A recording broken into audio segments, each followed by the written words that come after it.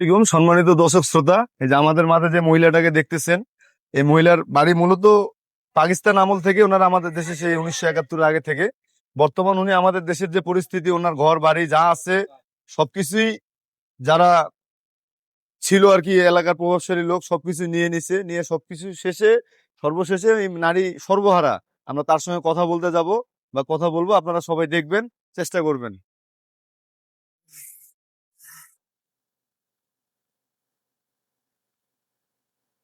আসসালামু আলাইকুম। হ্যাঁ, কেমন আছেন? আমি ভালো না, খারাপ। হ্যাঁ, খারাপ। কেন? হ্যাঁ, খাওয়া দাওয়া করছেন? দিলে ওখানে যাই, हाँ, যাই মজা এলো। सुनिए ना, मेरा बात सुनिए। बैठिए ना, आप बैठिए। थोड़ा बात करने है आपसे हमको। आप क्या बात करेगा? थोड़ा सा बात करने है, क्या करेगा? थोड़ा सा बात करने है। खाना खाए आप? खाना का दरकार नहीं, जाए हम लोग खाना खिलाते हैं, आइए। नहीं देगा खाना। हाँ हाँ, दुकान होटल है। आपका घर पर कहाँ हुआ? होटल है खाना। बात तो सुनिए ना खाला। नहीं, बात थोड़ा। मतलब है और नाती सब है। कहाँ पर रहते हैं?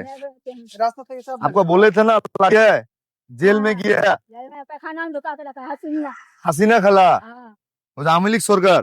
हाँ, आप वर्तमान आपका परिस्थिति क्या है? कुछ नहीं यार, सब ठीक है? सब है। बोल। আসসালামু আলাইকুম গাইস। আমি আসলে ওই মহিলাটাকে গেছিলাম সাহায্য করতে।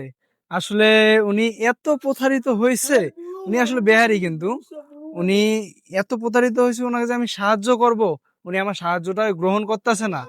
এই কারণে গ্রহণ করতেছে না, উনি এত এত পরিমাণে এত জায়গায় হয়েছে, এটা বলার মতো না।